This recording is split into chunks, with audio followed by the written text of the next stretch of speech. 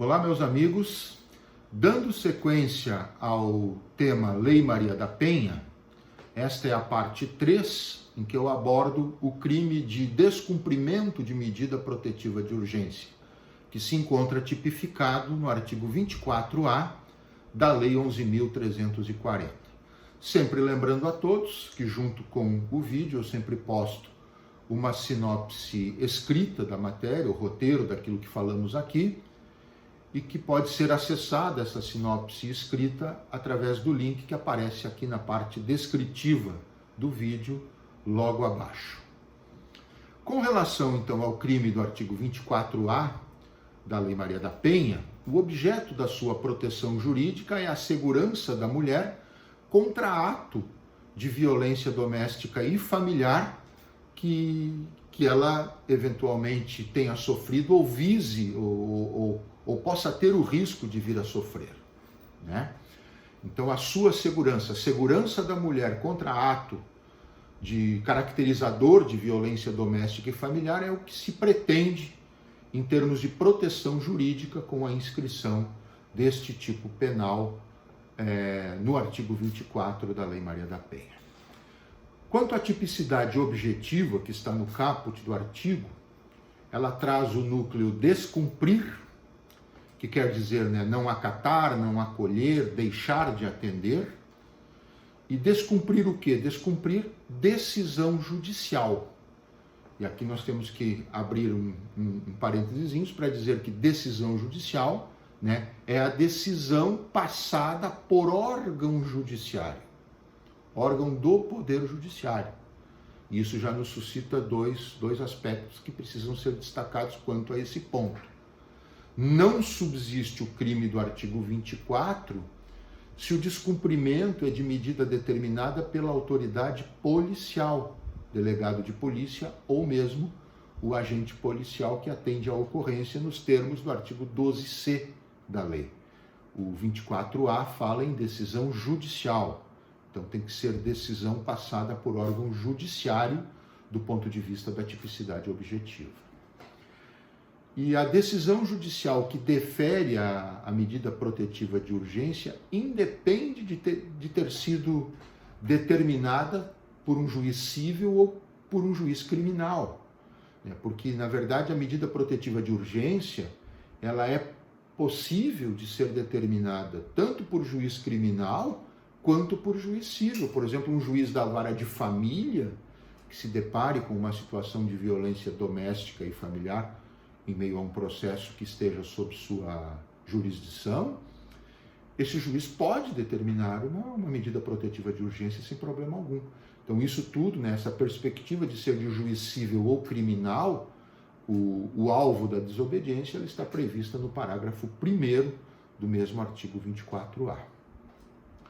Então, descumprir decisão judicial, civil ou criminal, de que tipo é essa decisão? Aquela que defere medidas protetivas de urgência, e aí nós temos um detalhezinho tipológico interessante. Previstas nesta lei, é o que diz o 24A, previstas nessa lei. Então, na verdade, são aquelas medidas protetivas de urgência que estão expressadas na Lei Maria da Penha, né, nos artigos 22, 23 e 24, Se quiserem mais detalhes, podem assistir o nosso vídeo anterior, o número 2, em que eu trato especificamente das medidas protetivas de urgência. E aí tem um detalhe tipológico. Não vai subsistir o crime se o descumprimento é de medida judicial ou alguma outra que não esteja prevista entre os artigos 22 e o artigo 24 da Lei Maria da Penha. Tanto o 23, o 22 e o 23, traz ali medidas que são apenas exemplificativas e abre a possibilidade de serem aplicadas outras não contempladas na lei. Então, se for aplicada uma outra medida não contemplada na lei e for esta medida que vier a ser o alvo do descumprimento, este descumprimento, por atipicidade objetiva, acaba não sendo enquadrável, então, no artigo 24A. Então, recapitulando, é o ato, então, de descumprir decisão judicial que defere medida protetiva de urgência prevista na Lei 11.340. Qual a pena para quem descumprir a medida protetiva de urgência? 3 meses a 2 anos de detenção, mas o parágrafo 3º do artigo 24A, ele diz também que essa pena é aplicada sem prejuízo de outras sanções eventualmente cabíveis. Então, 3 meses a 2 anos de detenção. A tipicidade subjetiva, falei aqui da tipicidade objetiva, agora falo da tipicidade subjetiva, requer apenas dolo genérico, pois basta, a vontade livre e consciente do agente de descumprir a decisão, não sendo necessária qualquer especificação dolosa que tenha levado o agente, quem descumpre, ao descumprimento daquilo que deveria ter cumprido para que se componha ali o tipo subjetivo. Então é dolo genérico. Bastou agir com vontade livre e consciente de descumprir a decisão, é o que basta para nós termos ali a tipicidade subjetiva do crime, o dolo genérico, não sendo necessário qualquer tipo de dolo específico. Sujeitos do crime, nós temos como sujeito ativo a pessoa que deva cumprir a decisão e não cumpre. Como sujeitos passivos, passivos como vítima, o Estado, em primeira mão, primariamente o Estado, mas em caráter secundário, nós podemos falar do próprio juiz cuja decisão foi descumprida e também a mulher vítima da agressão, que dá origem àquela medida protetiva que acabou sendo descumprida. Então, sujeito ativo, a pessoa que descumpre, o autor do crime, e sujeito passivo primário, o Estado, e sujeitos passivos secundários, podemos pensar no juiz cuja decisão não foi cumprida e a mulher vítima da agressão que deu origem àquela medida protetiva. Uma observação que eu faço aqui é que o crime do 24A, o descumprimento da medida protetiva de urgência, ele pode ocorrer tanto de forma comissiva quanto omissiva. O descumprimento ele pode se dar por ambas as formas. Comissiva, por ação, quando o agente faz algo que lhe fora determinado que não fizesse. Por exemplo, é determinado como medida protetiva que ele não mantenha contato com a vítima. E ele vai lá e descumpre a medida mantendo o contato. Então ele age.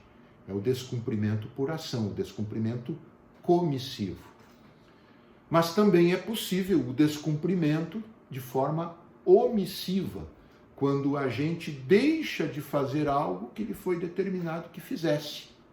Por exemplo, vamos imaginar que a medida protetiva fosse uma medida de afastamento do lar comum, que ele deixasse, que ele se afastasse, que ele fosse embora do lar comum. Então ele deixa de cumprir a medida, ele descumpre a medida, quando ele não se afasta, quando ele deixa de se afastar do lar comum, quando deveria ter se afastado. Então, quando o agente ele faz algo que fora determinado que não fizesse, nós temos a forma comissiva, é o descumprimento por ação. E quando ele não faz algo que deveria ter feito, é o descumprimento omissivo, descumprimento por omissão. Quando é que temos a consumação do delito? Quando o agente quando o agente faz aquilo que não poderia ter feito na forma comissiva, ou quando ele deixa de fazer o que deveria ter feito na forma omissiva. Então, quando ele faz o que não deveria ter feito, naquele momento em que ele fez o que não podia ter feito, quando for descumprimento por ação, ali ele consuma o delito. Ou quando ele deixa de fazer o que deveria ter feito, no momento que ele deixou de fazer, podendo fazê-lo, então, nesse momento, eu tenho consumada o descumprimento através da forma omissiva, do descumprimento por omissão. É possível falarmos em tentativa do crime do artigo 24A? Na forma omissiva, não, porque não cabe descumprimento em omissão própria, né? Agora, na forma comissiva, se for uma prática plurissubsistente, é possível que sim. Vamos imaginar que ele tenha tentado manter um contato com a vítima quando estava proibido de manter esse contato e tenha feito isso por escrito, mandando uma carta para ela e essa carta se extraviou.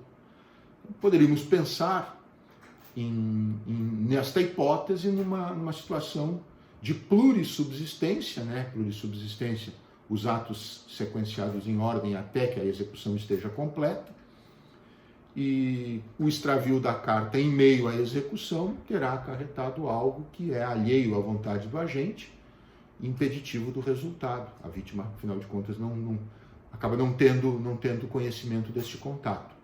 Então, na forma comissiva plurissubsistente é possível, agora unissubsistente realmente não cabe, né? Por exemplo, um contato pessoal, direto, verbal, aí ou existe e está descumprido, ou não existe e não há crime a ser punido.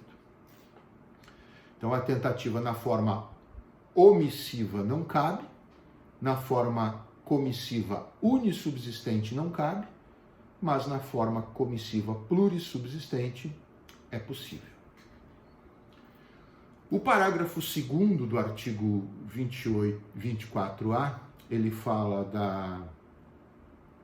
da fiança, né, que no caso de flagrante pelo crime respectivo, ela somente pode ser concedida pelo juiz. A autoridade policial não pode conceder fiança em caso de descumprimento de medida protetiva de urgência. Então, se for caso de ser afiançado, esta fiança só pode ser concedida pelo juiz, não pela própria autoridade policial.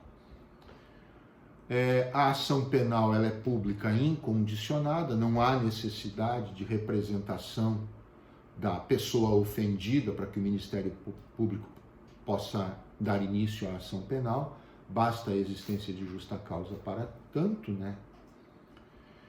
E com relação a este crime, particularmente do artigo 24A da Lei Maria da Penha, eu entendo particularmente que não há possibilidade de transação penal e de suspensão condicional do processo, porque o artigo 41 da Lei Maria da Penha, ele afasta exatamente a incidência das disposições da Lei 9.099 para os casos de violência doméstica e familiar contra a mulher. Como a transação penal é prevista no artigo 76 da 9.099 e a suspensão condicional do processo é prevista no 89 também da Lei 9.099, da Lei dos Juizados Especiais, então, e o artigo 41, ele afasta a incidência da Lei 9.099, então me parece que no caso do artigo 24A da Lei Maria da Penha, nós não teríamos, em princípio, a possibilidade nem de haver transação penal, do artigo 76 da Lei dos Juizados Especiais, e nem a suspensão condicional do processo do artigo 89 da mesma lei, por conta do afastamento da incidência da Lei 9.099 sobre os casos de violência doméstica e familiar contra a mulher, dentro daquilo que determina o artigo 41 da própria Lei 11.340, da Lei Maria da Penha. Certo, meus caros? Então, os principais aspectos eram esses a serem tratados aqui. Até o nosso próximo vídeo. Um abraço a todos.